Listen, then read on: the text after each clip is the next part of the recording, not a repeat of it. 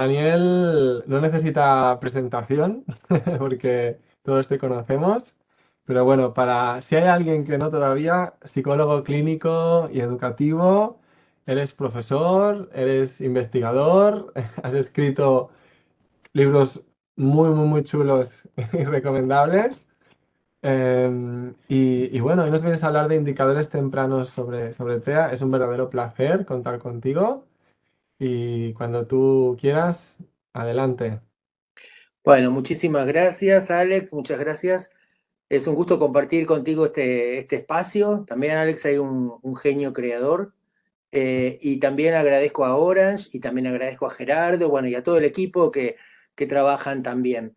Así que bueno, les agradezco también a todos y a todas las personas que están escuchando, algunos, bueno, colegas, docentes, terapeutas, algunas familias también. Vamos a comentar sobre indicadores tempranos de TEA. Si tienen preguntas o comentarios pueden escribirlos, luego vamos a ir contestándolos, pero luego si no al final contestamos los que queden pendientes. Yo voy a ir pasando, a veces pasa que las presentaciones se traban, entonces sigue. Si ustedes ven que hoy hay una diapositiva que no tiene absolutamente nada que ver con lo que estoy diciendo, me avisan, me escriben por ahí, que así cambio. Ahora voy a cambiar, por ejemplo. A ver, a ver si cambia. Ahí está. La idea es que vamos a hablar un poco de las conquistas del desarrollo y las señales de alarma, y para eso vamos a hablar de la comunicación y el desarrollo, evidentemente, para entender justamente esas fases del desarrollo comunicativo en bebés, y bueno, qué están planteando las investigaciones actuales y con qué contamos entonces para poder intervenir temprano en la medida en que podemos detectar temprano, ¿no? Esos son algunos datos que queremos compartir para empezar. Primero, un breve panorama de la epidemiología, es decir, de los datos que tenemos en relación con la prevalencia del autismo a nivel global. Y por otro lado, la importancia justamente de detectar temprano para intervenir temprano, ¿no?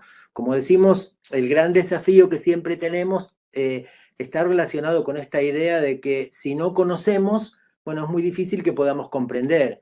Y en la medida en que comprendemos, ahí podemos empezar a generar herramientas para actuar, ¿no? Entonces, si ponemos al día esos datos epidemiológicos, a mí un artículo de Seidan y colaboradores, que son colaboradores importantes, como Eric von Bond, por ejemplo, que está ahí segundo autor, en este artículo que se publicó en el año 22, Fombón es uno de los epidemiólogos más importantes en el campo del autismo. Y ellos lo que hacen es una revisión sistemática de artículos epidemiológicos de los últimos, a partir del 2012. Y entonces lo que encuentran ahí, digamos, globalmente, es que, en promedio siempre, que hay un caso de TEA cada 100 nacimientos. La ratio que encuentran en esa revisión sistemática es de 4 varones cada 2 mujeres diagnosticadas, y encuentran una coocurrencia entre autismo y discapacidad intelectual del 33%. Repito, estos son datos, o sea, no son opiniones mías ni opiniones de alguno de nosotros, sino que son los datos que encuentra este equipo cuando publican este trabajo de prevalencia global del autismo que yo les recomiendo. Digo porque alguien puede decir, bueno, pero en Estados Unidos los CDC, ¿sí? Los Centros de Control y Prevención de Enfermedades, que publican frecuentemente, periódicamente, datos de prevalencia, el último dato que han publicado es 1 en 44. Entonces ustedes dicen, bueno, pero ahí tenemos ese dato. Bueno, esos datos también están dentro de la prevalencia global, y lo que hacen los autores es sacar un promedio. ¿Eso qué nos muestra? Nos muestra, por ejemplo, que en la Unión Europea 4,5 millones de personas tienen autismo. Y eso, directa o indirectamente, afecta al menos a 18 millones de personas. ¿Por qué damos estos datos globales? ¿Por qué decimos 18 millones de personas? Bueno, los epidemiólogos dicen, una persona con autismo, bueno, tiene mamá, papá, puede tener hermanos, en promedio, digamos, un hermano, y si fuera así, la estadística diría que 18 millones de personas, bueno, están cercanas al autismo. Entonces esto es importante porque, bueno, no hace tanto tiempo algunos de estos cuadros, o sea, Asperger aparecía como enfermedad rara, ¿no? Hace unas décadas. Hoy sabemos que no es una enfermedad y que no es rara, porque fíjense la prevalencia. Entonces, ¿por qué es importante, repito, contar con estos datos? Porque estos datos tienen que tener una incidencia en las políticas públicas. Es importante que si este problema afecta a tantas personas en el mundo, globalmente, bueno, los servicios, las políticas de salud, las políticas educativas, las terapias, los programas de intervención, los protocolos de detección temprana, evidentemente son una necesidad urgente. Entonces, fíjense que nosotros publicamos en la revista Autismo con el equipo real, que es la red de espectro autista de Latinoamérica, una investigación que hicimos con 2.520 familias, y ahí salió un dato que es bastante movilizador, ¿no? Los papás detectan las primeras señales de riesgo hacia los 22 meses, esto es en promedio, en 8 países latinoamericanos. Y sin embargo obtienen el diagnóstico recién después de los 46 meses. Digo en promedio porque algunos es a los 50 o a los 60. En el trabajo de Seidan aparece después de los 100 meses incluso el diagnóstico. ¿Por qué planteamos esto? Porque este es el tiempo de demora entre la detección y el diagnóstico. Y si el tiempo de demora son de 30, 35 o 40 meses, en el caso de este trabajo,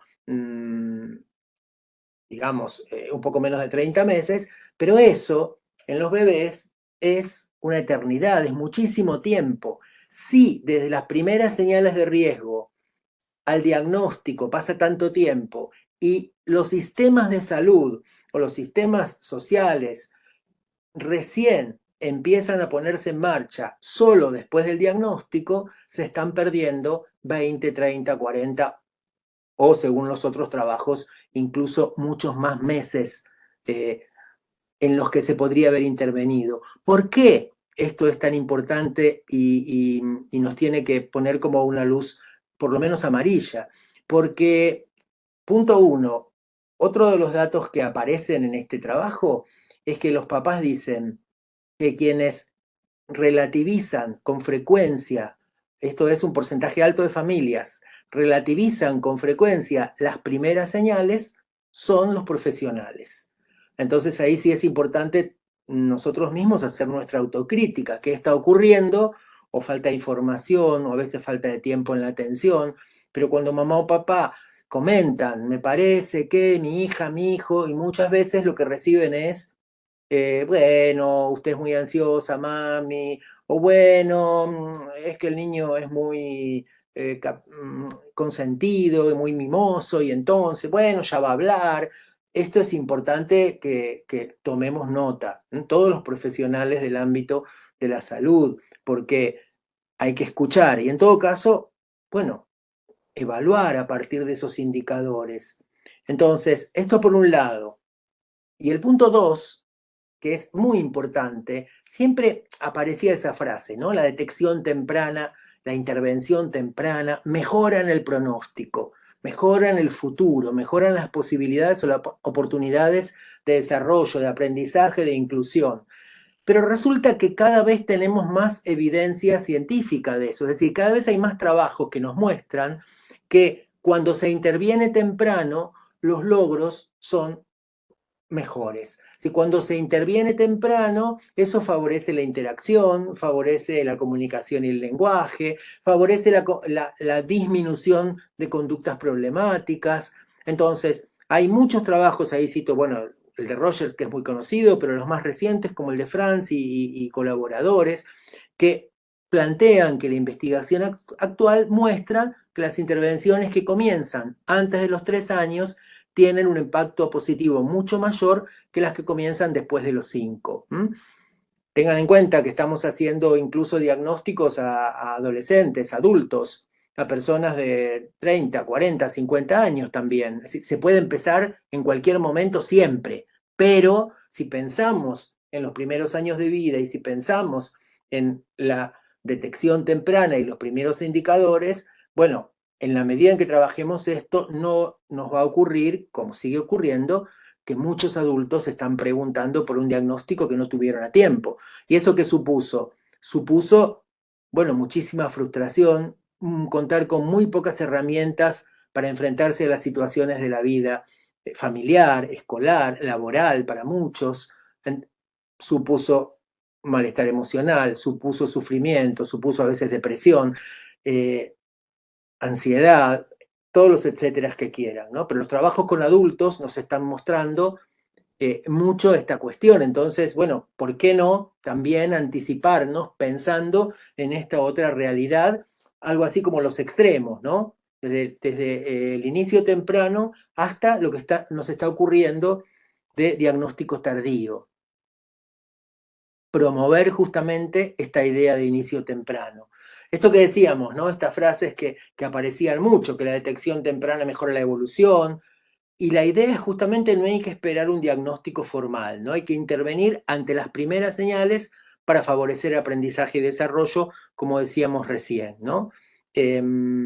Fíjense que esas primeras alertas las podemos notar. En el trabajo que yo mencionaba, las familias las notan un promedio de 22 meses, pero sabemos positivamente que a partir de los 9-12 meses aparecen las primeras señales objetivas sobre las que vamos a comentar en esta charla.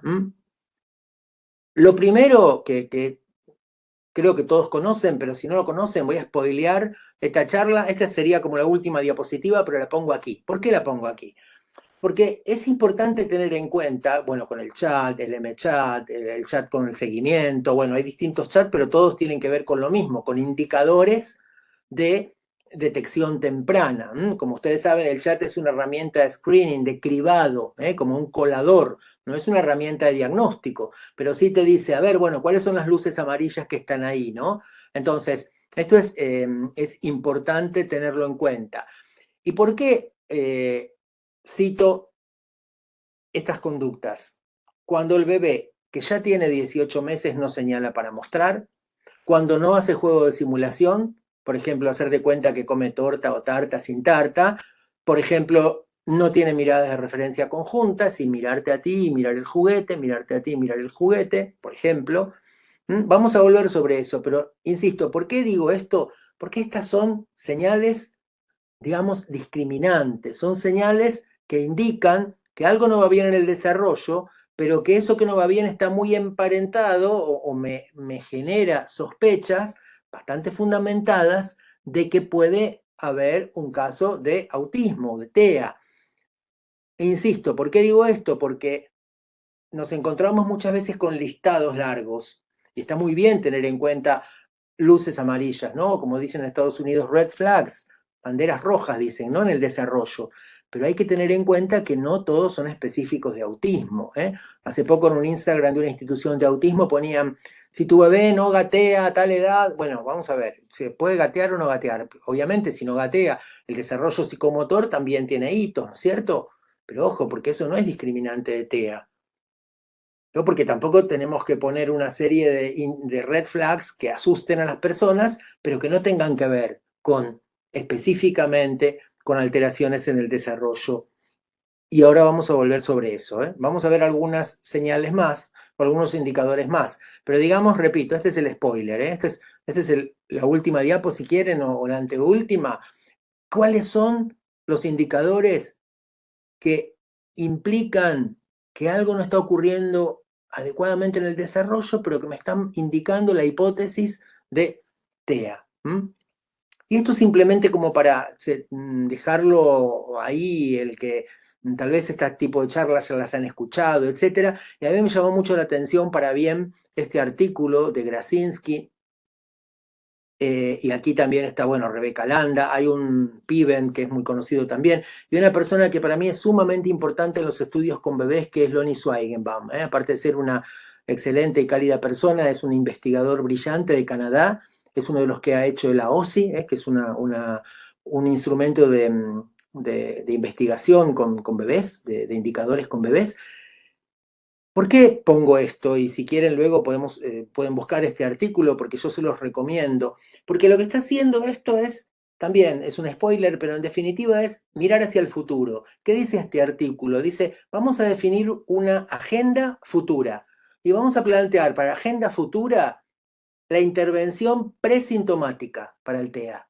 Entonces uno va a decir, bueno, pero estamos diciendo que no hay detección temprana o todavía nos falta, y estos están planteando una intervención presintomática. ¿En qué mundo viven, no? Bueno, viven en el futuro. Pero esa es la idea. ¿Qué están diciendo? Están diciendo que tengamos en cuenta población target, o sea, población de riesgo, hermanitos. Están diciendo que tengamos en cuenta toda la investigación que está ocurriendo en este momento sobre eye tracking, atención temprana. Está diciendo que tengamos en cuenta todos los datos neurológicos, neuropsicológicos, todos los avances que hay que hacen, digamos, que al menos haya equipos que digan, bueno, seamos optimistas en cuanto a agenda futura, porque hay distintas herramientas que nos van a poder ayudar a intervenir cada vez más temprano. Lo dejo ahí y como para que el que esté interesado pueda mirar ese artículo, que es bonito, esperanzador y debería ser una guía para el trabajo. Algunas preguntas retóricas, porque esto ya lo contestamos y prestaron atención antes, pero como para alertar un poco esta cuestión, ¿no? ¿Se puede intervenir desde el diagnóstico? Si yo tengo el diagnóstico de TEA, ahí ya puedo intervenir para mejorar estas pautas y lo más temprano que pueda. Entonces, claro, la idea es que justamente dentro del autismo tengo muchísima diversidad. Entonces, incluso aunque tenga el diagnóstico, si yo quiero diseñar herramientas de intervención tempranas, bueno, es que el diagnóstico es muy necesario, pero no va a ser suficiente, ¿m? Porque ahí tenemos 4 casos de niños bien diagnosticados: Julieta, Juanpi, Sofía, Diego.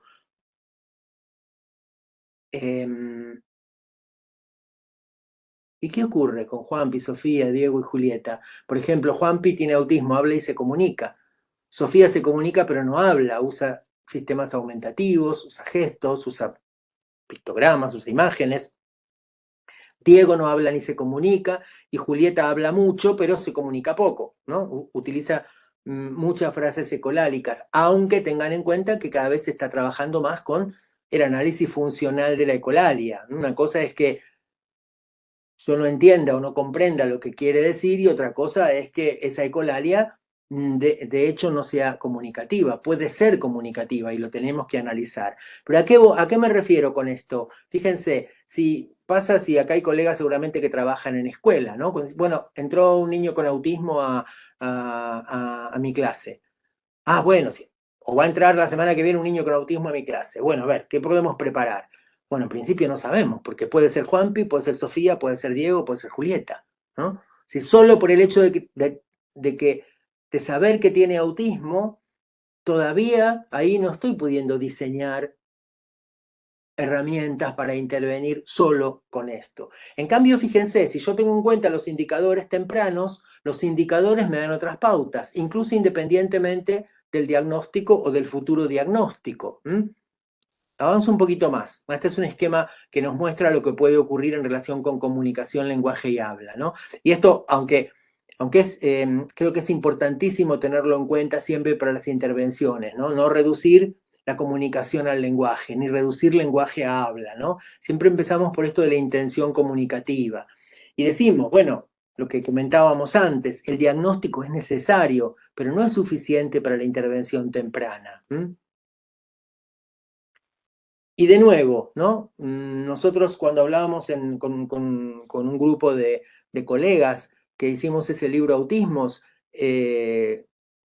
justamente usamos esa S para subrayar la singularidad, ¿no? El plural lo que subraya es la singularidad, la diferencia, ¿no? Bueno, ya esto no es un invento nuestro, ella Gilbert había hablado de autismos en plural, ¿no? Porque la idea justamente es que el autismo, bueno, va desafiando los manuales, las nomenclaturas.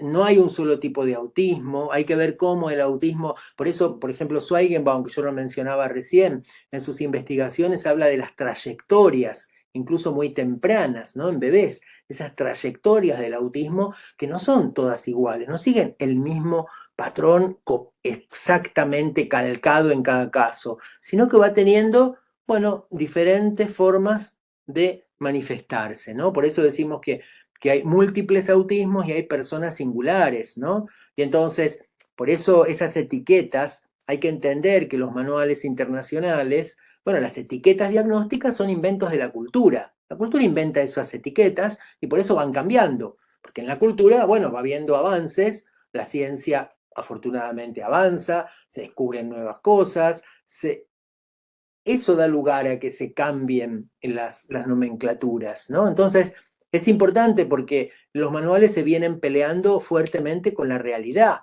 Pues en un momento se habló de trastornos profundos del desarrollo, pero se empezó a conocer que no en todos los casos eran profundos, ¿no es cierto? Que había personas que tenían preservadas muchas áreas, que podían tener muchas competencias adaptativas, un potencial importante de aprendizaje. Lo mismo, aquí, bueno, eso depende de las edades. No quiero que confiesen a ver quién es generación DSM-4 y generación DSM-5, pero hasta el 2013 el DSM-4 hablaba de TGD. Ahora nadie se acuerda porque son todos adolescentes, ¿no? Pero bueno, TGD, ¿qué quiere decir? Trastorno generalizado del desarrollo. Otra pelea con la realidad, porque mamá, papá, los maestros, los terapeutas empezábamos a ver que, bueno, no todas las personas tenían trastorno generalizado. Generalizado parece que es en todas las áreas, ¿no es cierto? Entonces, ¿qué pasa? De hecho, muchos investigadores empiezan a hablar de islas de capacidad o islotes de capacidad, pero esas islas en algunas personas empiezan a convertirse como en archipiélagos, ¿no? En continentes. Una persona tiene un trastorno generalizado del desarrollo, va a la escuela, lee, escribe, va a la universidad. ¿Qué ocurre? Entonces, otra terminología que entonces, en el DSM-5 ustedes saben que aparece TEA, ¿no? Y desaparecen todos los TGD y aparece la etiqueta TEA, que está puesta igualmente en discusión, ¿no? Porque, como dice Sinclair, una persona con autismo, mi forma de ser no es simplemente una versión deteriorada de la tuya, ¿no? O Baron Cohen, que comenta a partir de algunas protestas de colectivos, de familias y de personas autistas, que plantean, bueno, decir trastorno es estigmatizante, ciertamente, ¿no? Baron Cohen dice, a nadie le gusta que le digan trastornado, ¿no? Es decir, como la terminología, bueno, hay que tenerla en cuenta porque no es inocente tampoco y es muy importante cuando hablamos tanto de la empatía, etcétera, bueno, el respeto también en la terminología, ¿no? No vamos a meternos ahora ahí, ¿no? Pero sí entender que esa discusión es una discusión vigente, ¿no? ¿Es el autismo un trastorno? ¿Es una forma de ser? ¿Es una condición? Es como nos invita a pensar la psicología de Vygotsky, una forma diferente de desarrollo, una expresión de diversidad subjetiva, ¿no? Entonces, es importante tener en cuenta esta cuestión, ¿no? Y nosotros en ese libro de Nuevos Retos de la Discapacidad hicimos un trabajo justamente con Gerardo Herrera que analizamos cómo se trata el autismo en los medios, ¿no? De comunicación, en particular en el país digital. Un par de años de cómo se menciona el autismo. Pero más allá de esto, que no voy a profundizar ahora en esto, sí hay un apartado interesante, es, bueno, ¿qué hicieron? Por ejemplo, las primeras investigaciones sobre este tema, lo que hicieron fue, por ejemplo, el trabajo de Kenny y otros, ya hay acá trabajos, ¿eh? Hay en España, hay en Latinoamérica, pero estos primeros lo que hicieron fue justamente es preguntarle a los autistas y preguntarle a las familias de autistas. Aquellos autistas que no pueden manifestarse le preguntan a las familias. Y si no, le preguntan a las personas con autismo o con Asperger. Bueno, ¿cómo quieren que lo llamemos, no? Y entonces, fíjense que la mayor parte de las personas con autismo quieren que se hable de persona autista. En cambio, los profesionales decían personas con autismo. Y acá es interesante porque personas autistas decían, bueno, pero no dicen personas sin autismo. ¿Por qué nos van a llamar con si no dicen sin, ¿no? Digamos que esto, evidentemente, lo importante obviamente es el respeto, la empatía, pero sí es interesante tener en cuenta esto porque fue cambiando y sigue cambiando. De hecho, en las normas de estilo de los journal, de los eh, las publicaciones científicas, antes había como indicaciones, ¿no? Que había que decir persona con autismo y no persona autista. no colectivo autista, ¿no? Bueno, ahora eso cambió también. Es simplemente para tenerlo en cuenta, ¿no? Y entonces hablamos de TEA de nivel 1, de TEA de nivel 2 y TEA de nivel 3. Esto supongo que todos lo saben, si no luego pueden preguntar, no me voy a detener en esto, pero que tiene que ver con, bueno, dificultades, grandes desafíos, alteraciones en relaciones sociales, comunicación y lenguaje, y en flexibilidad, ¿no es cierto? Habla, bueno, de conductas restringidas, desde el punto de vista de lo conductual, que pueden ser estereotipias motoras o repeticiones, o como decía Kanner, perseverar en la invarianza, ¿no? Insistencia en la invarianza, decía Kanner, ¿no? Pero también pueden ser rigidez cognitiva, ¿no? Por ejemplo, preguntar 10 veces lo mismo. Fíjense que incluso en el DSM-5 lo que antes era la tríada de Lorna Wynne y Judith Gould se transforma en una díada, porque en el DSM-5 toman relaciones sociales y comunicación y lenguaje y lo ponen como una sola dimensión o una sola esfera, es decir, hablan de comunicación social. Y eso desde el punto de vista teórico es muy consistente, ¿eh? Y queda comunicación social y luego los problemas de flexibilidad vinculados con, como decíamos antes, las conductas o la rigidez cognitiva, ¿no? Ahí hay alguien por ahí a veces se pregunta, bueno, pero entonces Asperger quedó fuera, sí, quedó fuera de las etiquetas. Lo que pasa es que el colectivo Asperger sigue usando esa palabra, hay gente que tuvo ese diagnóstico, las familias también defienden el uso de esa palabra. Paradójicamente, y esto lo digo muy brevemente porque no me quiero meter ahora con esto porque no hay tiempo, pero sí entender que uno de los argumentos para quitar la etiqueta Asperger era que se solapaba con la definición clásica de autismo. ¿Dónde termina el autismo y empieza el Asperger? No había un punto de corte claro, ¿no es cierto? Entonces prefirieron esto de TEA nivel 1 o nivel 2 según las necesidades de apoyo. Sin embargo, lo que podemos preguntar es, ¿hay en la actualidad un corte claro? O sea, ¿está operacionalizado esto como para hacer el punto de corte entre nivel 1 y nivel 2? Bueno, la verdad es que no. Entonces, tampoco está claro eso del punto de corte. Pero bueno, es un debate abierto y por ahí para alguna otra charla. Y nivel 3 que sería el que más apoyos necesita. ¿Qué otra idea tenemos acá? ¿Se puede intervenir desde los programas? Bueno, hay programas cada vez más interesantes, con más evidencias, programas de atención temprana, y hay, bueno, 1000 siglas, tenemos muchas más de estas, ¿no? Nosotros decimos laberinto de siglas, a veces tenemos que tener cuidado porque a veces nosotros mismos, autocrítica, que hacemos informes donde mamá o papá tienen que tener un ojo puesto en el informe y otro en Google, ¿no? Porque llenamos de siglas y bueno, tenemos que tratar de ser más claros, tenemos que tratar de explicar un poco mejor muchas veces, pero en todo caso, tampoco nos podemos fanatizar con los programas. ¿Por qué? Porque de repente un programa que es muy bueno para uno, para un niño, y no es tan bueno para otro, por distintos motivos. A veces incluso eh, puede ser que haya algún estímulo en particular. De repente estamos con una aplicación que le encanta a Nico y que le apasiona, y por ahí Sofi no la puede ni ver, y no nos damos cuenta, y por ahí es la intensidad del color, o es el sonido, o el timbre de voz que tienen algunos personajes, o una música. Es decir, que tenemos que tener cuidado que no nos pase como a este ayudante de cocina de la viñeta de Kino, ¿no? ¿Qué pasa aquí? ¿Todos ven la viñeta de Kino? Pasa que hay ahí un exprimidor de fruta de los antiguos y el tipo que está haciendo, está rompiendo huevos en el exprimidor.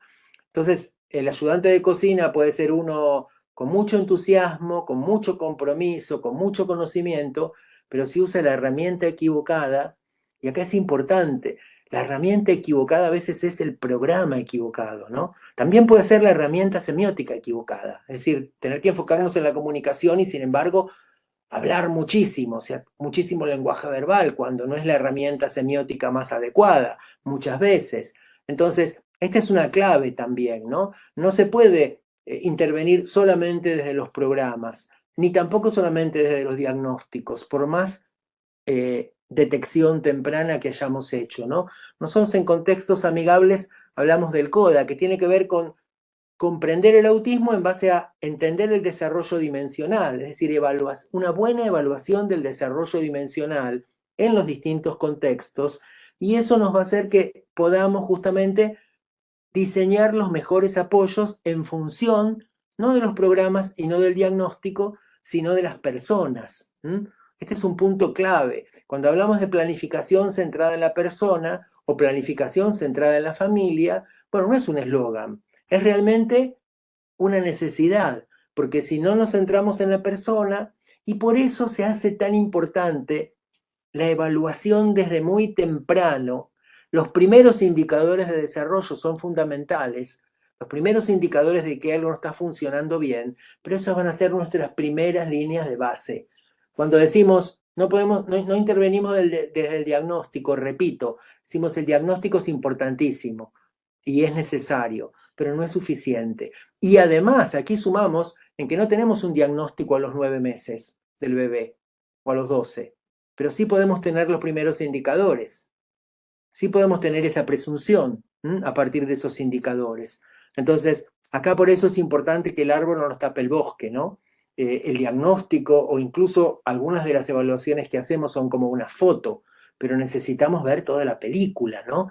Ese niño o ese bebé interactuando en contexto, interactuando con mamá, con papá, o si ya va a la guardería, ¿no? La idea de ese enfoque ecológico del desarrollo, ese es un término de Bronfenbrenner, que es un autor a veces poco citado o a veces olvidado, pero creo que sumamente importante porque nos habla de la ecología del desarrollo humano. ¿Y eso en qué hace pensar?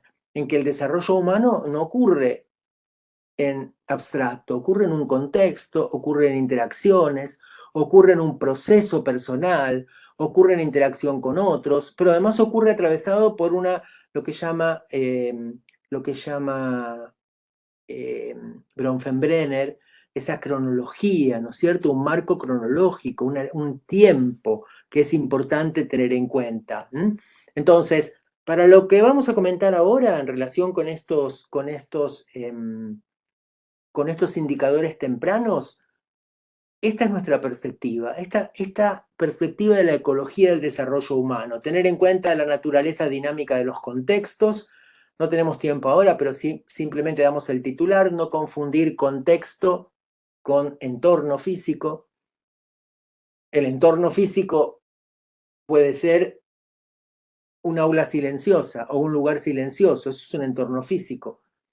Pero de repente a muchos niños y niñas con autismo necesitan ese silencio. Pero Fausto tiene autismo y necesita ponerse auriculares, unos cascos ahí, para escuchar música todo el tiempo porque no soporta el silencio. Entonces un contexto amigable para Fausto, por ahí es el sonido o el ruido. Y en cambio para otro niño, por ahí un contexto amigable es el silencio. O para un paciente de Satmari, el clínico canadiense, que era experto en tormentas, y grababa tormentas. Y a la noche si no podía dormir, escuchaba tormentas. Y uno puede decir, pero qué espanto. Y otro puede decir, qué bueno escuchar tormentas. Entonces, este es todo un tema, ¿no? Pero es importante no confundir entorno con contexto. El contexto es una construcción social. La palabra texto quiere decir tejido, ¿no? La palabra contexto es un entretejido.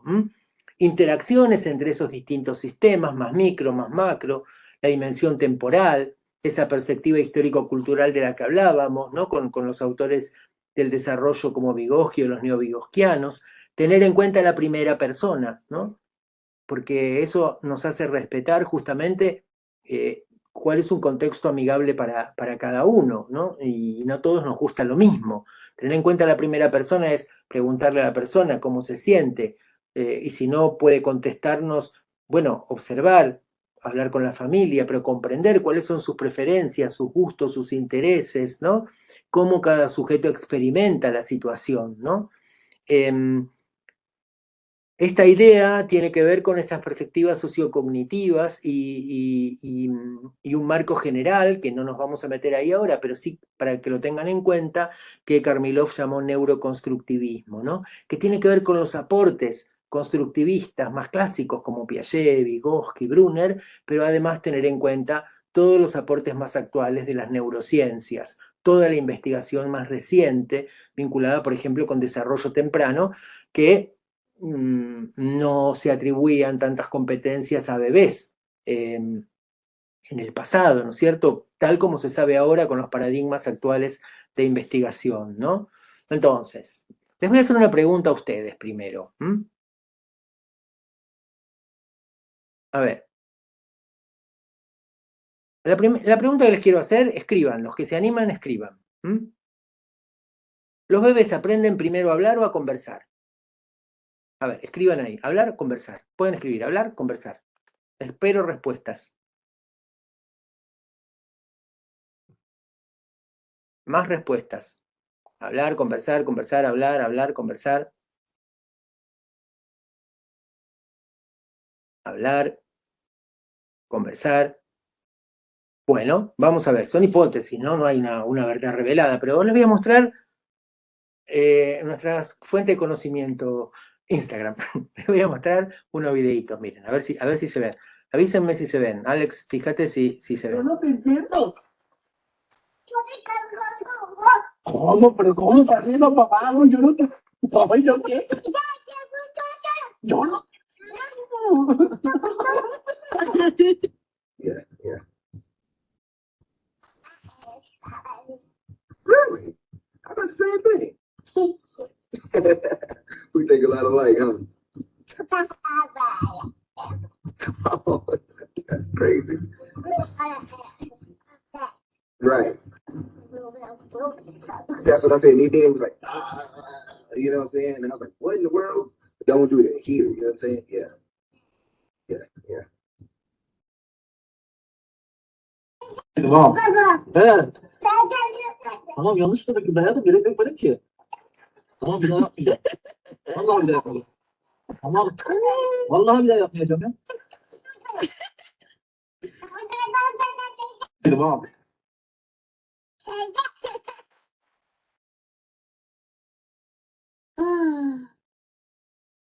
Udah video berapa?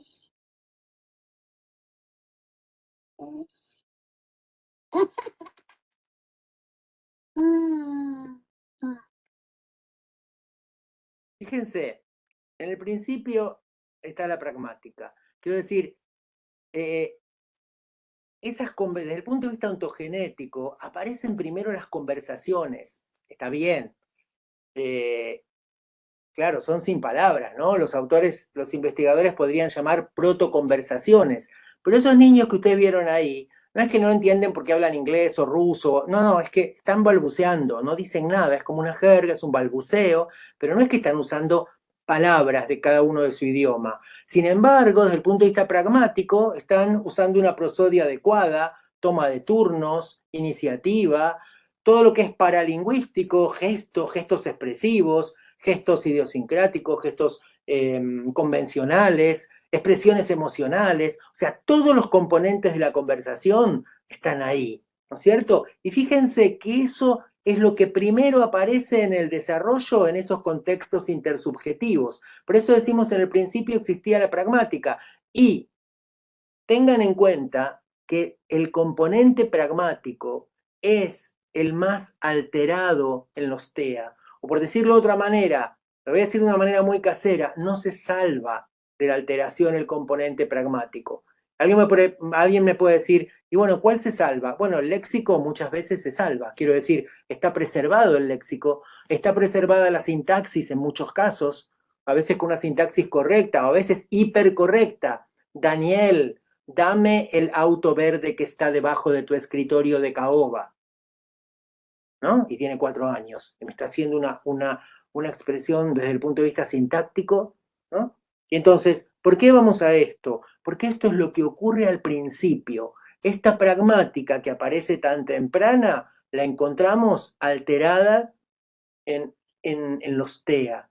Repito, la pragmática atraviesa todas las dimensiones, en toda la perspectiva dimensional del TEA, la pragmática está alterada. Alguien me podría decir, bueno, pero hay personas con Asperger, por ejemplo, que pueden conversar, pero tienen dificultades. Tienen dificultades por ahí para iniciar la conversación o para diferenciar el significado literal del intencional, la intención que tiene la persona, o el chiste, o la ironía, como ustedes saben, lo que se llaman procesos de doble semiosis.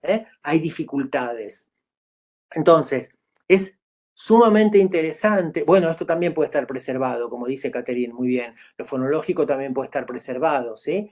Pero digo esto porque uno piensa, bueno, lo primero es decir palabras, hablar. ¿Y por qué planteo esto? Porque hay un investigador sumamente importante en el área, que es Tomasello, Michael Tomasello, y nos dice algo que es importante tener en cuenta. Dice, bueno, muchas veces para las familias la revolución en la comunicación es la aparición de la primera palabra, ¿no? Porque claro, es como histórico, dijo mamá, dijo papá, ¿no? Dijo Aletti, no sé, cada uno. ¿Qué dijo primero, no? Patata frita. Pero, dice Tomasello, sin embargo, la verdadera revolución en el desarrollo de la comunicación es la aparición del primer gesto comunicativo. ¿Mm? Vamos a mirar un poco ahí, porque ahí tenemos que poner eso bajo la lupa para entender mejor, bueno, esas señales de alarma que hablábamos al principio, que spoileamos al principio, esas red flags de las que hablábamos al principio, cuándo aparecen, en qué momento aparecen. Entonces, primero es importante tener en cuenta, bueno, no se asusten, no hay que ser psicolingüista tampoco, pero sí tener en cuenta como algunos componentes importantes para poder entender mejor esto, ¿no? Bueno, ¿cuándo comienza la comunicación humana? Esa es la primera pregunta que nos tenemos que hacer. ¿Cuándo comienza la comunicación humana? ¿Cuándo comienza la comunicación en los bebés, en las personas? A ver, hipótesis. De nuevo, acá no es que haya una respuesta unívoca que yo decía, bueno, hay distintas hipótesis en función de distintas investigaciones, pero ¿cuándo dirían que comienza? ¿Desde el nacimiento? ¿Qué más? A ver, más. Vamos que hay un montón de participantes y hay dos que contestan. Desde que nacen, 9 meses, desde el primer contacto con otros, desde el nacimiento. Están faltando los más audaces acá, ¿eh? ¿Qué dicen los más audaces siempre? Intrauterina. Intrauterina, dicen los más audaces. Y bueno, nos comunicamos con el embrión, nos comunicamos con el bebé en la panza, y le hablamos. Y de hecho hay investigaciones que están planteando temas de música, temas de prosodia materna, ¿no? Pero fíjense, ahí pega una patada, digo, este va a ser jugador de fútbol y todo eso. Y esto es cultural, evidentemente. Decimos, claro, bueno, el niño, digamos, es hablado por la cultura y ya, de hecho, bueno, sabemos el sexo del bebé, yo qué sé, preparamos los regalitos según sabemos cuál va a ser el nombre, etcétera, etcétera, ¿no? Eso es como algo cultural, ¿no? Entonces, cuando nos comenzamos a comunicar, desde antes que nazca, ¿no? O desde que nace. Sin embargo, estas son las respuestas, ¿no? Pero necesitamos ahí, y es importante tener en cuenta esta idea, ¿no? Bueno, depende de qué llamemos comunicación, ¿no? Aquí vamos a tomar una definición de comunicación muy,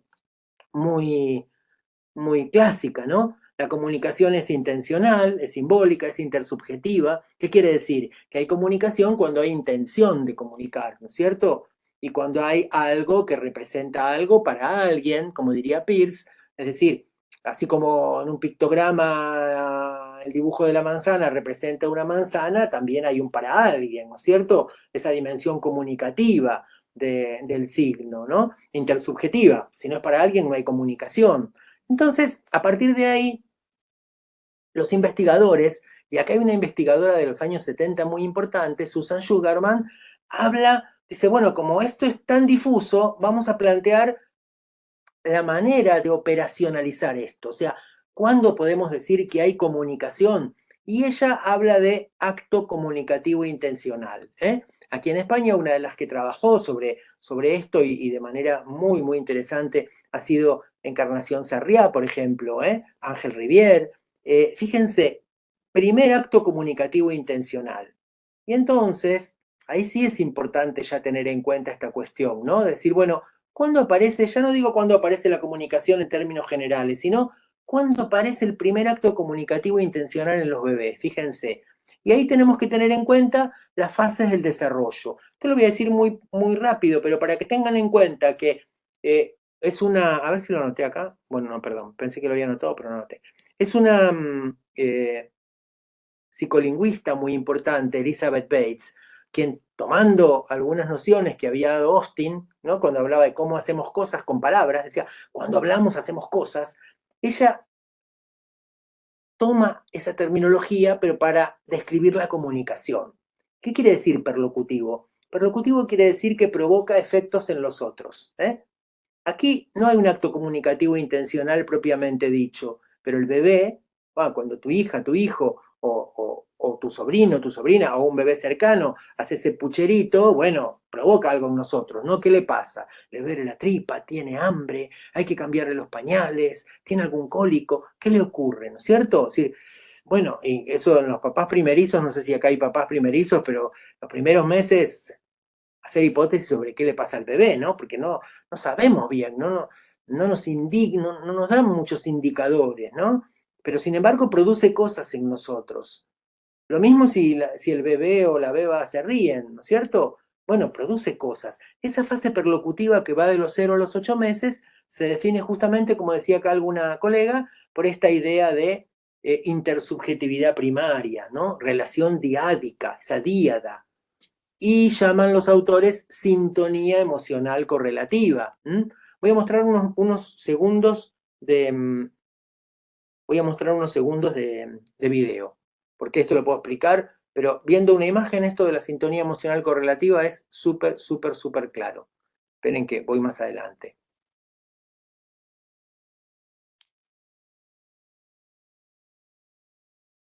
Voy acá, miren. Me avisan si se ve bien el video. Acá tengo que buscar.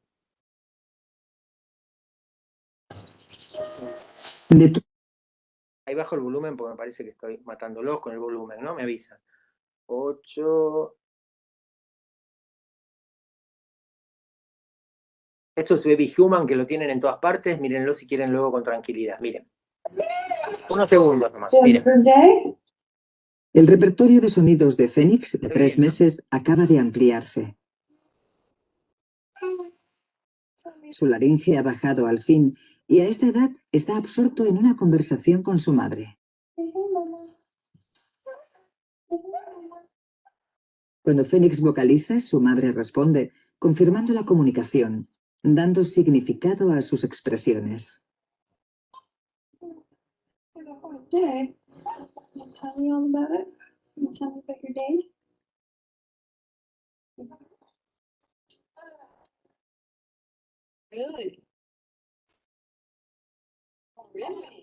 Fénix y su madre no solo intercambian voz o palabras, sino también expresiones faciales y, sobre todo, miradas. Se imitan expresiones del rostro, se intercambian sonrisas.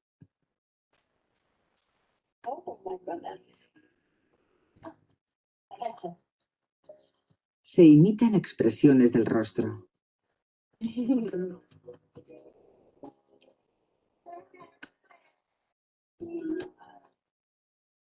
Se intercambian sonrisas. La madre habla, el bebé responde. Se establece un ritmo.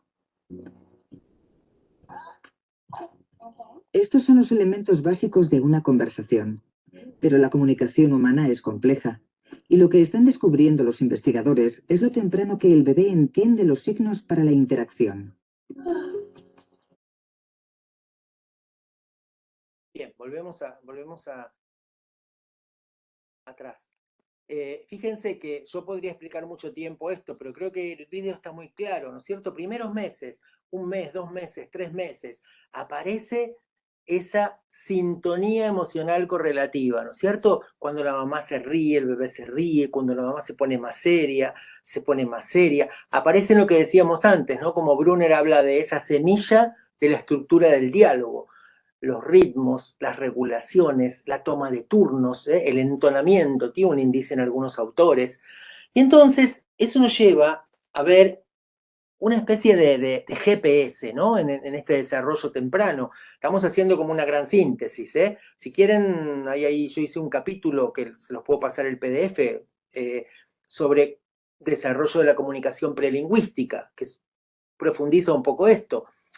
Pero ese GPS nos lo puede dar un investigador que se llama Locke y nos resume esto, ¿no? Que es importante. ¿Qué pasa los primeros meses?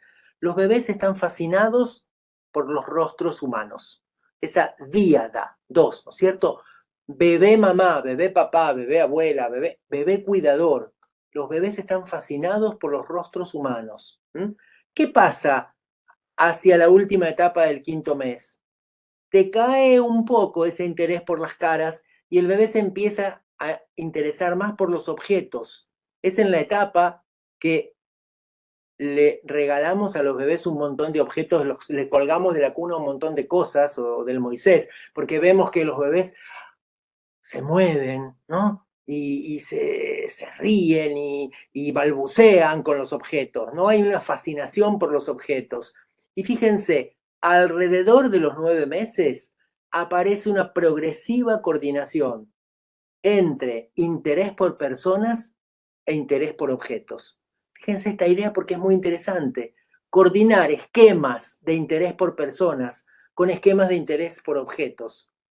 Recién cuando un bebé puede coordinar esquemas de interés por personas con esquemas de interés por objetos, puede armar esa tríada que viene en la fase siguiente.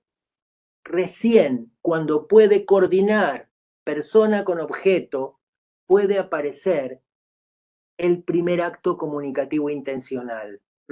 Vamos a tener en cuenta este GPS de Locke entonces. Claro, alguien puede decir, bueno, pero los bebés se comunican mucho antes. Y entonces ahí es interesante reflexionar sobre lo que es la intencionalidad comunicativa. No quiere decir que no haya comunicación, bebé cuidadores, pero ¿dónde está la intencionalidad, no? Y entonces ahí hay una idea muy interesante de este autor, de Carles Riba, en ese enfoque sociosemiótico. Carles Riba tiene unos textos preciosos sobre estos temas de semiótica, y lo que está diciendo es, bueno, veámoslo no como un todo nada, sino como una perspectiva dimensional. Al principio, toda la intencionalidad está puesta del parte del adulto. Y cuando el bebé puede empezar a hacer esta coordinación de esquemas entre objetos, personas, bueno, ahí recién va ganando justamente mayores niveles de intencionalidad, ¿no es cierto? Entonces, fíjense, si detenemos un poco la marcha ahí, en ese GPS que nos mostraba Locke, pensemos, bueno, ¿cómo se conocen los indicadores tempranos en la investigación? ¿Cómo conocemos esto? ¿Cómo podemos hacer, digamos, alertas tempranas, red flags? Bueno, por la evaluación clínica, por análisis de videos familiares, por anamnesis, por entrevista a padres. Bueno, también hay cada vez más investigación, no solo retrospectiva, sino prospectiva, con población target, o sea, con población de riesgo. En todo caso, todas esas investigaciones nos fueron dando estos elementos, ¿no? ¿Y qué ocurre luego? Digamos, si nos ponemos en esa, voy a pasar los vídeos porque si hay tiempo volvemos a algún vídeo. Si nos ponemos en esas fases de comunicación, tenemos acá otra fase que llama Bates ilocutiva. ¿Qué quiere decir eso? Es una fase entre los 9 y 18 meses donde aparece lo que Trevarten llama intersubjetividad secundaria y donde aparecen esas relaciones triádicas de las que hablábamos recién. Pero recuerden que para que haya esas relaciones triádicas, tiene que el bebé poder coordinar interés por personas e interés por objetos. Me interesa mucho mami, papi, o mi abuela, o mi abuelo, o mi cuidador, y me interesa mucho ese muñeco. Entonces miro a mami, miro el muñeco, y ahí aparecen los primeros gestos comunicativos intencionales. Señalar para pedir, que son los protoimperativos, señalar para mostrar, que son los protodeclarativos, ¿cierto? Yo creo que ya casi todos lo saben, pero en definitiva, una de las definiciones muy bonitas que daba Ángel Rivière es justamente que los protoimperativos son gestos que tienen como finalidad cambiar el mundo físico. Es decir, ese juguete que está ahí, yo muevo el dedo y con el dedo muevo cosas también, ¿no? Y acciono personas para que me alcancen el juguete, ¿no? Entonces, ¿qué quiere decir? Que ese gesto comunicativo, el protoimperativo, tiene como finalidad, repito, cambiar el mundo físico o influir sobre el mundo físico. En cambio, ocurre algo particular en la investigación. Los bebés señalan algo, mamá o papá se los da y no lo quieren. Y entonces, ¿qué significa ese gesto? Ese gesto significa que el bebé lo que está haciendo es una función declarativa, es decir, es como si dijera, mami, mira qué hermoso ese juguete, pero como no habla todavía, puede balbucear, pero lo que hace es coordinar la mirada con ese gesto. Y entonces, ¿para qué señala? No señala para pedir en ese caso, señala para mostrar. Señala, como dice Trevarten, para compartir el interés, para compartir una experiencia con otro. Por eso los protodeclarativos llaman tanto la atención. Y por eso Trevarten habla de intersubjetividad secundaria. ¿Cómo la define? Dice, bueno, en principio, hay intersubjetividad secundaria cuando el bebé empieza a tratar al otro como sujeto. ¿Qué quiere decir eso? Quiere decir eso. Pues el bebé no tiene un concepto de sujeto, ¿no? Tiene ahí que tiene 9, 10, 11 meses.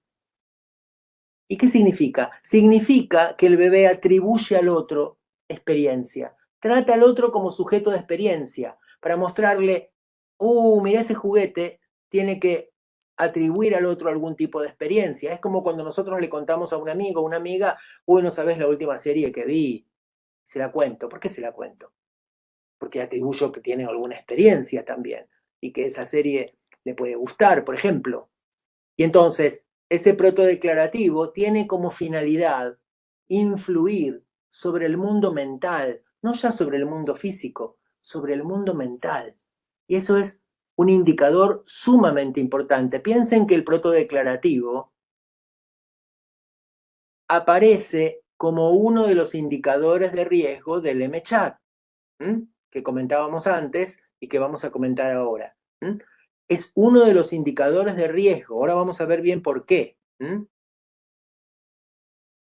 Esta idea, ¿no? De que ese gesto de señalar, que es intencional, intersubjetivo y simbólico, ¿no? Elizabeth Newson me cuenta justamente, bueno, y si han visto la clase de Juan Martos tiene un capítulo precioso en El niño pequeño con autismo, es un programa para enseñar a señalar, basado obviamente en el programa de Elizabeth Newson, pero esta idea de que el bebé, bueno, es consciente de este poder, ¿no? De su gesto. Fíjense, Tomasello nombrábamos recién, dice, ¿cuándo un bebé, desde el punto de vista motor, cuándo un bebé puede señalar con sus dedos, por ejemplo, con su mano? Y Tomasello dice, a los 3 meses lo puede hacer. ¿Y por qué no lo hace entonces? ¿Por qué espera hasta los 9, 12 meses para esto? Y dice Tomasello que el bebé todavía no tiene la estructura sociocognitiva adecuada para sostener esa capacidad motriz. ¿Me siguen? O sea, podría hacer esto, pero es que todavía no tiene ese background sociocognitivo. Y fíjense que ahí, por ejemplo, en este caso, lo que está haciendo esta bebé, ¿no? Es lo que se llama reaching, ¿no? En los estudios sobre pointing, sobre señalar, bueno, el reaching como querer llegar, pero no llegar, ¿no? O el grasping, que es como, a ver si se ve en la cámara, es como el grasping, o sea, el bebé no es que de un día para el otro hace así, hace esto, ¿no? Pero, bueno, va haciendo distintas cosas y hay estudios que te comentan esto, ¿no? Hay que decir que hay otros gestos comunicativos importantes que definen distintos investigadores. No vamos a quedarnos con el protoimperativo y el protodeclarativo, pero también es interesante plantear cómo hay algunos gestos que sirven para la autorregulación. Serían como el equivalente del habla privada de Vygotsky, ¿no? Cuando el bebé hace un gesto, pero es como un gesto dirigido hacia sí mismo, ¿no? Tiene estudios muy bonitos sobre este tema, Cintia Rodríguez. No vamos a meternos ahora, pero comento esto porque a veces uno, si le interesa este tema, ven que, bueno, cada vez se conoce un poco más de esto, ¿no? Entonces, bueno, estas son las fases, esto les queda. Acá tienen algo que es muy conocido, pero que me parece que es importante tenerlo en cuenta, y porque es una investigación sumamente conocida, que es la del precipicio aparente. Fíjense. Algunos investigadores del laboratorio de Joe Campos en Berkeley quieren comprobar si los bebés pueden usar la información emocional que se desprende de las expresiones faciales de los adultos para decidir cómo van a reaccionar ante situaciones impredecibles. Nina, de 10 meses, ha venido al laboratorio con su madre. Esta se halla en el otro extremo de un precipicio visual. Colocan a Nina sobre la parte sólida y ahora debe gatear para llegar hasta donde está su madre. A medida que se aproxima a una especie de acantilado, se siente insegura y mira a su madre para saber si corre algún peligro. A su madre le han permitido avisarla del peligro solo mediante expresiones faciales.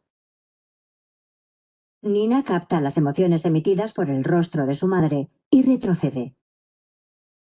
Acto seguido le dicen a la madre que invite a Nina a cruzar el precipicio visual por medio de una sonrisa de complicidad. Entonces Nina comprende el significado de su sonrisa y atraviesa el precipicio sin miedo. Los investigadores han determinado que a los 10 meses, los niños ya han aprendido a guiarse de la expresión emocional reflejada en el rostro de sus padres. Y los padres, a su vez, son conscientes de que poseen una herramienta poderosa para influir sobre sus hijos.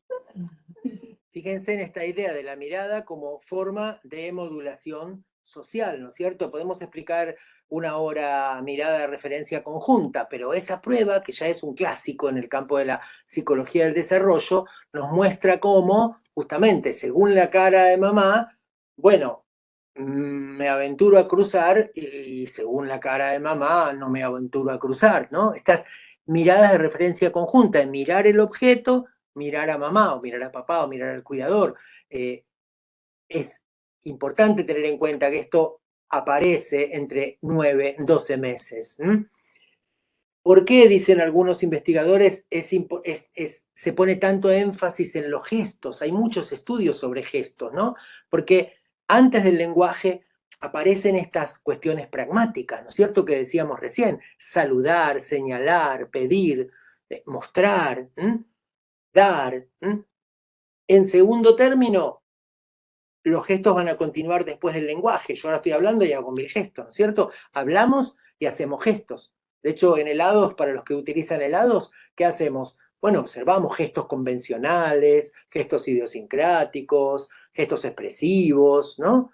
Distintos tipos de gestos, si están o no, digamos, ajustados pragmáticamente al lenguaje, en los niños que tienen lenguaje, o en los adolescentes o en los adultos.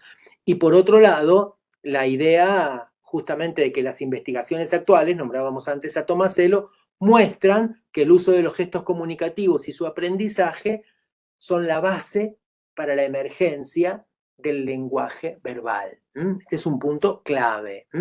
Entonces, esto lo decíamos antes, ¿no? Que la revolución en el desarrollo de la comunicación no es que aparezca la primera palabra, no es el habla, sino gestos comunicativos. De hecho, hay niños que aparecen palabras, pero luego pueden ser incluso palabras poco funcionales, o pueden ser ecolalias, ¿no? Y entonces, que aparezcan palabras no me asegura que haya intención comunicativa, o todo esto que hablábamos vinculados con los componentes pragmáticos, ¿no? En ese contexto intersubjetivo.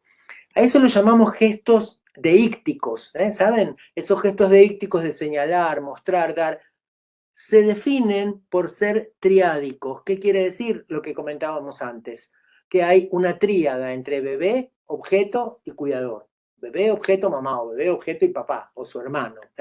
Entonces, esto que es triádico es clave, porque ahí en la tríada es donde tenemos el problema, o donde aparecen manifestándose los problemas en el desarrollo del niño que posteriormente va a ser diagnosticado con TEA. Entonces, ¿por qué estamos planteando esto? Justamente porque los primeros síntomas específicos del TEA son sociocomunicativos. Por eso fue oportuna esto que plantean algunos autores y que está recogido en el DSM-5 cuando habló de comunicación social, ¿no es cierto? Uniendo lo social con lo comunicativo, teniendo en cuenta lo que comentábamos al inicio acerca de la pragmática. Ahora sí, les voy a decir algunas alertas, pero como una lista de alertas, pero no tampoco tan extensa de que cualquier cosa es una alerta vinculado con el autismo. Y luego vamos a insistir en las que son más discriminantes. Al final del primer año, esto no lo inventé yo, está sacado de los textos, de las revisiones, de los metaanálisis, ¿no? De los papers. Los bebés se orientan menos a estímulos sociales, miran menos a la cara, no responden al nombre de manera sistemática, usan muy poca variedad de gestos como moduladores de la interacción social. Todo esto puede estar presente al final del primer año, y esas son alertas de que el desarrollo no está funcionando de manera adecuada, no está desplegándose de manera adecuada. Hacia los 12 meses, menor contacto ocular, dificultad para seguir la mirada del adulto, esto que hablábamos de las pautas de referencia conjunta, relaciones triádicas, dificultad para la atención conjunta, tanto para responder como para iniciar. Los que están acostumbrados a usar el A2, recuerden que en general cada una de las dimensiones que se evalúan, hay algo que se llama iniciar y hay algo que se llama responder, como inicio y como respuesta. ¿Qué quiere decir? Atención como inicio o atención como respuesta. Atención como respuesta, ¿qué es? Cuando yo le digo al niño, Tommy, mira, Agustina, mira, o mira eso, mira ese muñeco. ¿Responde o no responde, ¿no? Y en el desarrollo típico, la atención como respuesta aparece más o menos hacia los 6 meses. En cambio, la atención como iniciativa, si la atención conjunta como iniciativa, aparece después de los 9, porque tiene que estar bien constituida esa tríada, ¿no es cierto? Limitaciones para atender al malestar mostrado por otra persona, por ejemplo, consolar. Ay, me lastimé, ¿no? Estas cosas que se hacen también en las pruebas, ¿no? Indicadores de los TEA hacia los 18 meses, dificultad para seguir la mirada del adulto, como dijimos, dificultad para atención conjunta. Hay tanto para responder como para iniciar. No señalan para mostrar, o bien no coordinan gesto de señalar. Hace poquito veía un niñito pequeño y él señalaba cosas, pero en ningún momento coordinaba. O sea, quería el burbujero, ¿no? Para hacer las pompas. Y entonces lo señalaba, pero en ningún momento me miraba, ni miraba a su mamá. Simplemente lo señalaba, casi tocándolo, ¿eh? Entonces, esto es importante porque lo que se evalúa también justamente no es todo o nada, sino, bueno, coordina, por ejemplo, la mirada con el gesto de señalar, ¿no? Cuando se habla de modulación social de la mirada, ¿no? Hoy veía una niña, por ejemplo, con sospecha de TEA, ¿no? Pero, ¿qué hacía esta niña, por ejemplo? Esta niña usaba la mirada con diversas funciones comunicativas. Cuando quería algo, por ejemplo, había unos lacasitos. Mira los lacasitos, me miran, mira los lacasitos. ¿Me vas a convidar, Daniel, o no me vas a convidar, no? Estaban ahí por una prueba, no es que estaban, pero, ¿no? O mira la tarea, me mira la tarea. Entonces le doy una clave, una ayuda. Pide ayuda, pide algo que le interesa, me muestra algo, me mira y sonríe porque hay algo que es gracioso. Múltiples usos de la mirada en esa interacción conjunta. Eso una niña de esa edad con TEA no lo puede hacer. Entonces es muy importante esto, no solamente si mira o no mira, porque a veces, sí, pero me mira. Y a veces niños con autismo que te miran y son muy expresivos en su mirada, pero es una mirada en la díada, no es una mirada comunicativa necesariamente. Que me mire o no me mire no significa que pueda mantener esa atención conjunta en la tríada a partir de esa mirada de referencia social, ¿no? Y luego aparecen, como dice Rivière en el IDEA, mirada de referencia conjunta, pero en una situación muy estructurada, y no en situaciones abiertas o espontáneas, ¿no? Hace poquito en una evaluación un niño se cae la llave, y el niño, yo ya no sé dónde está la cámara y por ahí lo que estoy haciendo no me ven nada, ¿sabes? Pero el niño hace así, mira el suelo, porque la llave hizo ruido, se cayó, no la tiré, que fue accidental, la verdad. Y ahora lo voy a incorporar, pero fue accidental. Se cae la llave, hizo un ruido. Y el niño mira así al suelo, que está la llave, me mira a mí, mira al suelo. Fíjense, eso es mirada de referencia conjunta en una situación abierta, espontánea. Él tuvo la iniciativa, no fue algo guiado. Todo esto lo tengo que tener en cuenta cuando estoy evaluando estos indicadores. Limitaciones para aperturas sociales o iniciaciones poco funcionales. Es importante tenerlo en cuenta. Cuando nosotros hablamos del chat, yo supongo que hay un montón que lo conocen, pero si hay alguien nuevo, alguien que está empezando, algún estudiante o alguno que está empezando a trabajar, y no hay por qué dar por supuesto. Brevemente decimos que chat es la abreviatura de esto, ¿no? Lista de chequeo para autismo en niños pequeños, y aparece en las primeras publicaciones del 92, donde se muestran esos mismos indicadores, ¿no? el objetivo del primer estudio que hizo Baron Cohen con su equipo en Cambridge fue justamente indicadores psicológicos de riesgo de autismo en población de niños de 18 meses. Y si son discriminantes de otro tipo de alteraciones, ¿no? O, por ejemplo, de retraso en el desarrollo. Y aquí ya estaban definidos, ¿no es cierto? El juego de simulación o ficción, el seguimiento de la mirada de referencia conjunta, gestos protodeclarativos, como 3 indicadores. En esos primeros trabajos utilizan una muestra de 16.000 bebés y encuentran que la prueba es discriminante. Ese patrón de indicadores es discriminante, altamente discriminante. Por supuesto que luego hay discusión, hay una vuelta a la tarea para ver si se puede ser más preciso, si se puede mejorar la sensibilidad. El chat tenía una parte de observación y una parte de entrevista. Y el MChat, siempre que veamos M en alguna prueba, quiere decir en general es modificado. O sea, cuando se modifica, supuestamente para mejorar, y entonces acá el MChat que se administra de 18 a 48 meses, claro, se basa en esa evaluación de esos indicadores, pero deja de tener la parte de observación. Porque hay que tener en cuenta que el MChat es una herramienta, como dijimos, de screening, no de diagnóstico, sino de screening. Es como un cribado, como un colador. ¿Por qué?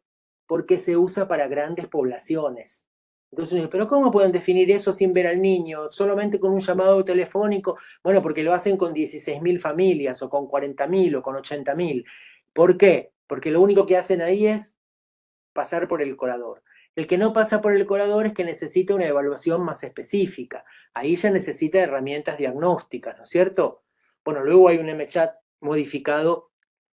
Ustedes van a ver que dice RF, porque es con unas pautas de seguimiento y con una especie de algoritmo para preguntas para mamás, para papás, para aclarar, para dar ejemplos. Es una herramienta bonita. Todo esto está gratuito en internet. Si ponen MChat RF lo pueden bajar. No me voy a meter acá porque no es esta charla específica de herramientas de screening y de diagnóstico, pero sí que lo tengan en cuenta, ¿eh? Fíjense esas palabras que usábamos. Screen quiere decir pantalla, es como un pantallazo, ¿no? Un cribado, un tamizado. En criollo sería como un colador, ¿no? Porque se usa para grandes poblaciones, se usa, bueno, para tener datos epidemiológicos. En muchos lugares se está tratando de que este tipo de evaluaciones, sea con el MChat o al menos teniendo en cuenta estos indicadores, se pase justamente, como está ocurriendo en muchos países, el protocolo del niño sano. Es decir, bueno, cuando el pediatra rutinariamente lo ve, no solamente pensar en el crecimiento, sino también en el desarrollo, ¿no? No solamente medirlo, y si come, si aumenta de peso, si aumenta el tamaño, y bueno, que está todo muy bien, pero además, bueno, pautas de desarrollo temprano, ¿no? Y para la evaluación diagnóstica, todos conocen seguramente el A22 de Cathy Lord y colaboradores, pero sí decir que en los últimos años justamente sale lo que se llama el módulo T. El módulo T, la T de toddler, es decir, niño pequeño, es para niños, para bebés, a partir de 12 meses, entre 12 y 30, 31 meses. 12 meses. ¿Alguien puede decir, en 12 meses le dan el diagnóstico? No.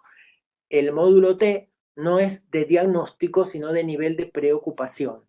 Entonces se ven estos indicadores, se hace esa evaluación con mamá, papá, el bebé, con juegos, con distintos recursos y elementos, pero justamente lo que se define en el algoritmo de lados del módulo T no es un diagnóstico, sino nivel de preocupación.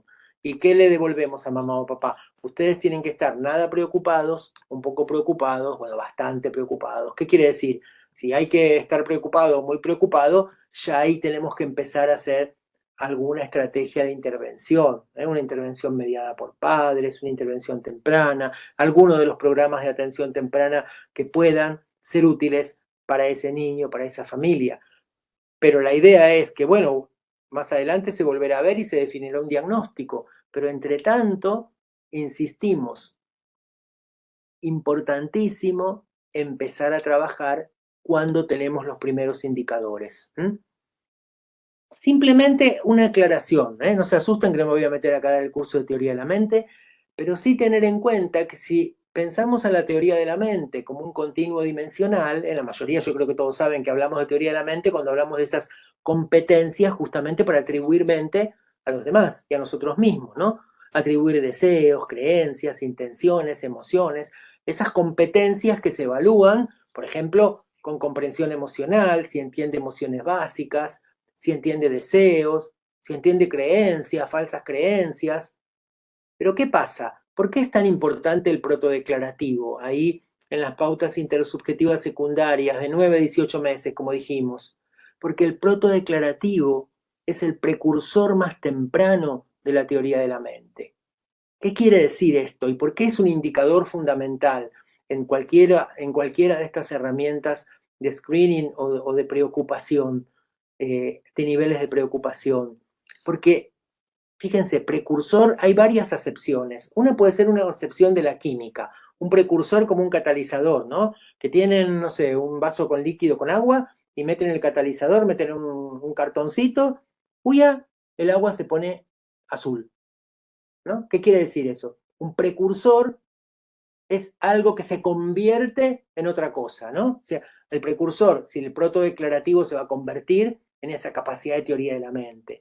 Pero uno podría pensarlo también en otra acepción, que es la acepción de precursor que da la religión, ¿no? Una perspectiva religiosa diría que un precursor es alguien que anuncia la llegada de alguien, de otro. Juan, para los que tienen una religión católica o cristiana, fíjense, Juan el Bautista fue el precursor de Jesús, vino a anunciar la llegada de Jesús. Si no había precursor que anuncia la llegada de Mesías, no hay Mesías.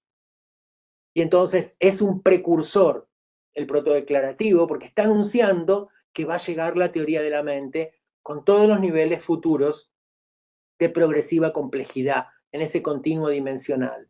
Y entonces, por eso está en el chat, por eso está en todas las listas de indicadores, el protodeclarativo señala para mostrar. Si entre 9 y 18 meses no señala para mostrar, ¿qué significa?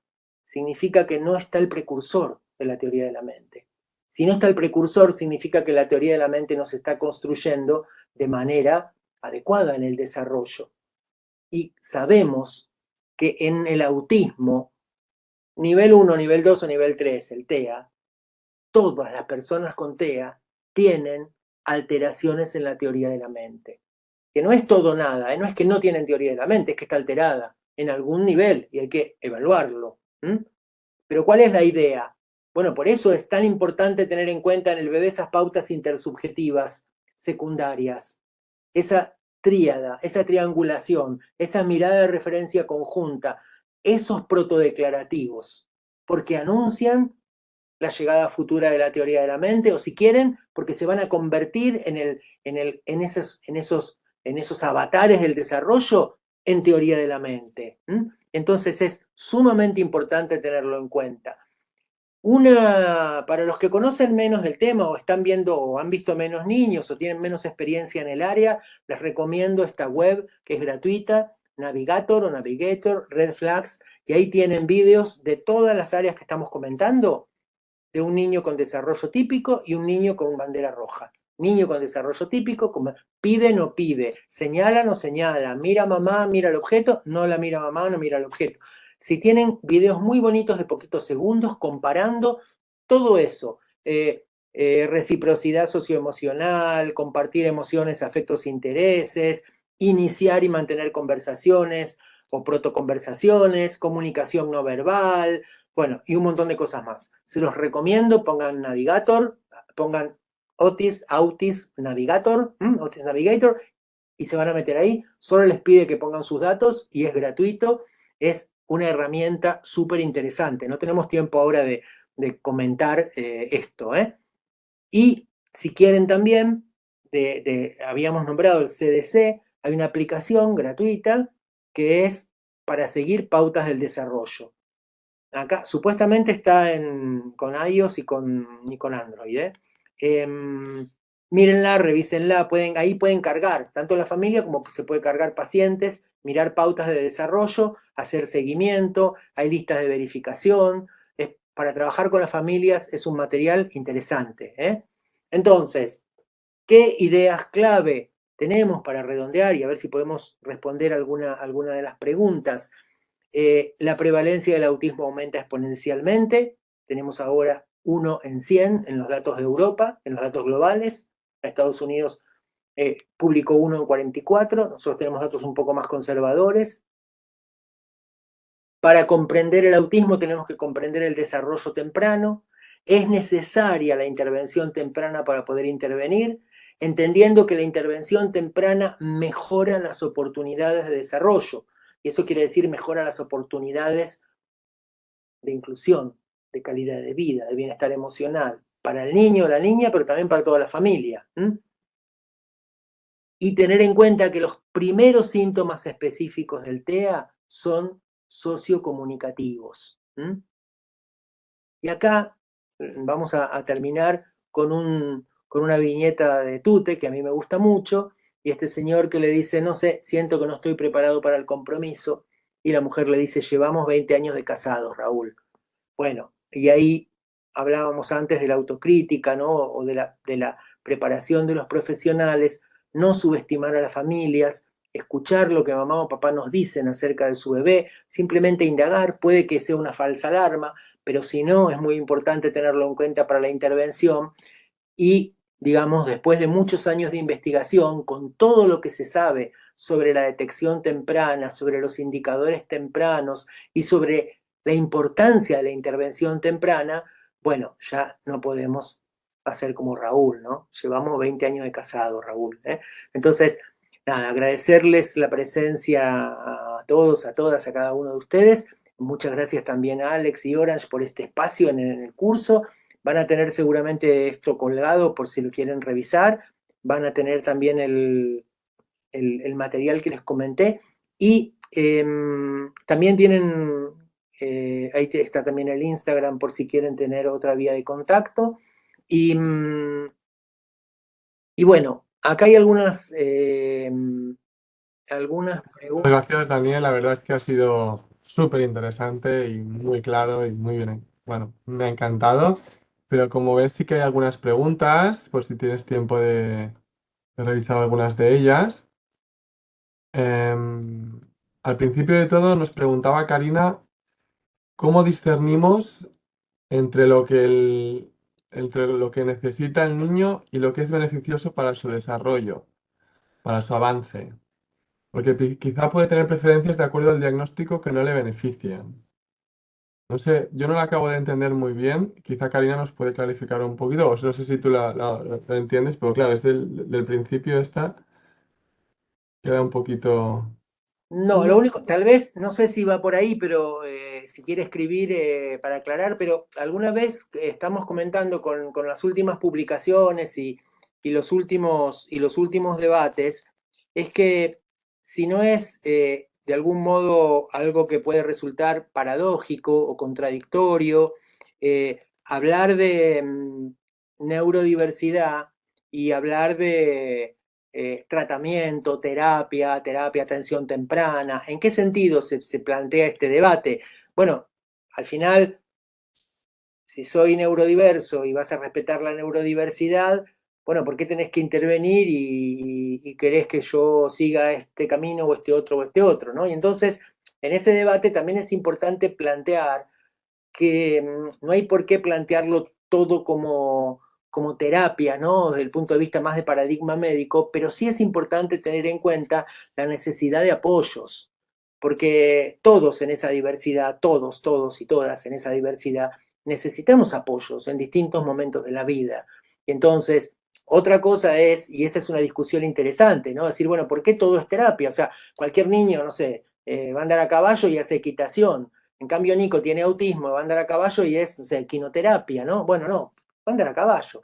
O sea, en ese sentido tendríamos que, digamos, naturalizar muchas de las actividades que sean, bueno, para el disfrute, ¿no es cierto? Y fíjense que en las intervenciones, Dawson y Rogers ponen algo en las últimas versiones del Manual de Atención Temprana, que es importante, es de sentido común, pero no estaba tan registrado por escrito, ¿no? Dicen que el bebé tiene que disfrutar, tiene que reírse, tiene que tener alegría, tiene que divertirse. La diversión, dicen, favorece el aprendizaje.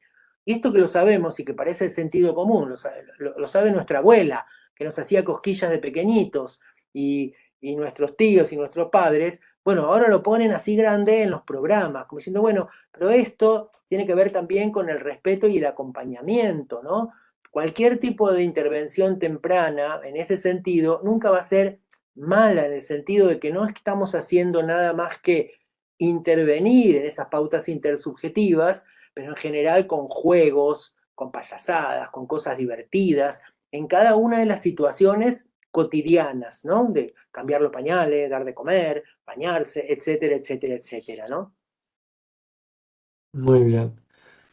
Luego preguntan por alguna prueba para evaluar la teoría de la mente, que aquí, bueno, podríamos decir varias.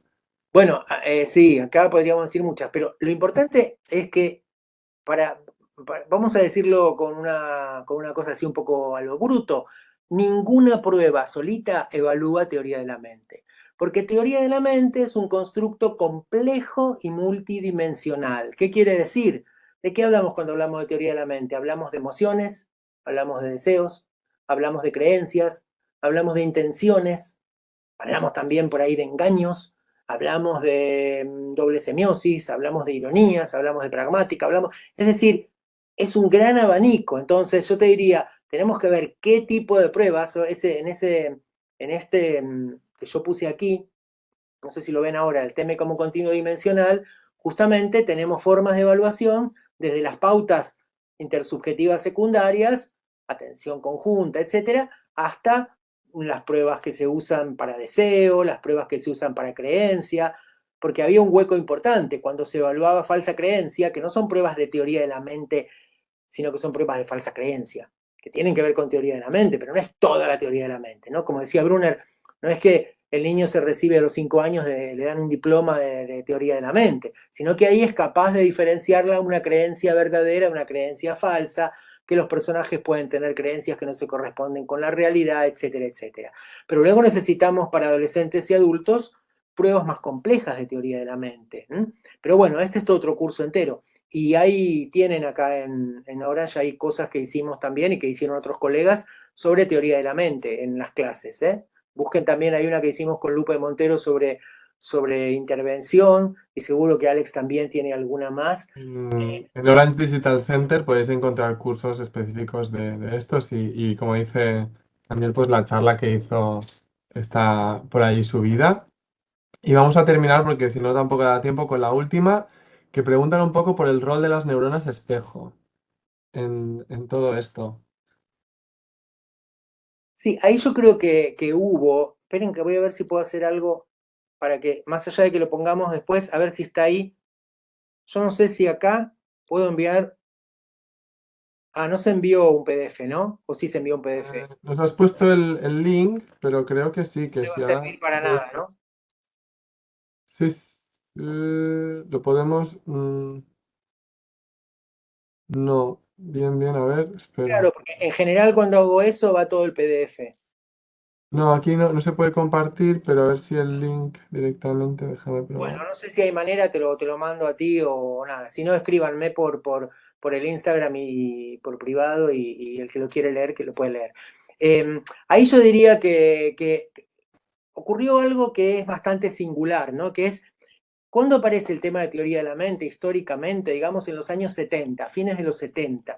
Un artículo del 78 que hacen primatólogos, ¿no? Premag y Guttruff escriben un paper que fue como una bomba, que se llamó ¿Tiene el chimpancé teoría de la mente? ¿No? Es la teoría de la mente en los chimpancés, si los chimpancés si pueden engañar, si tienen picardía, bueno, un montón de preguntas que se empiezan a hacer en relación con esos textos de Premag, Guttruff, los textos de Franz de Waal. Eso da lugar a un montón de investigación luego y de discusión en otros campos, en el campo de la filosofía, filosofía de la mente, en el campo de la neuropsicología, en el campo de la psicología cognitiva. Piensen que la teoría de la mente aparece como una de las explicaciones cognitivas vinculadas con el autismo, ¿no? Cuando había como más disputa entre teoría de la mente, función ejecutiva, coherencia central, como si fueran todas peleas, y tal como ya planteaba Ángel Rivière, bueno, hay complementariedad, ¿no? Y entonces aparece también los trabajos de neuronas en espejo, los correlatos neurobiológicos. que bueno, sería otro capítulo y probablemente debería abordarlo alguien con conocimiento específico.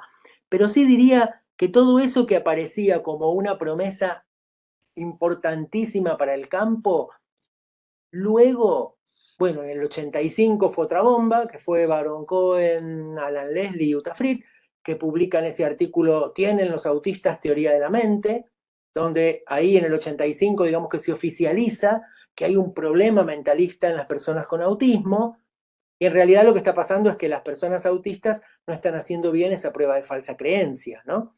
Y entonces aparecen esos correlatos neurobiológicos. Sin embargo, diría que todo eso que aparecía como gran promesa, es que no ha habido después de esos años tantos avances posteriores.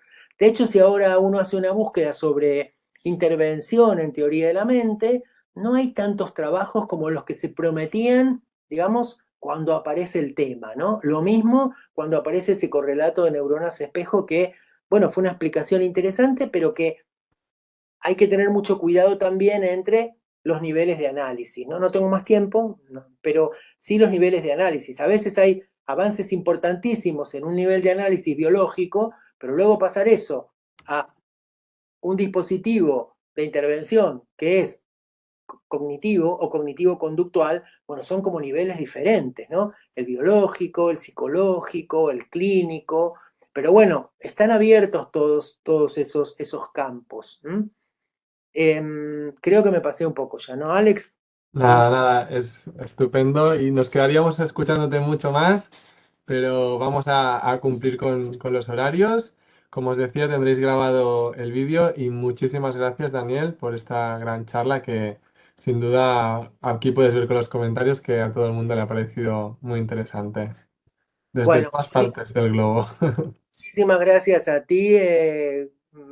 Buenísimo haber compartido este espacio, Alex. Y bueno, nos seguimos viendo con todos, con aquellos que quieran hacer preguntas, luego nos la mandan. Y nada, un abrazo grande a todos. Gracias a Orange y a todo el equipo de trabajo. Muchas gracias. Venga, hasta pronto, muchas gracias a todos.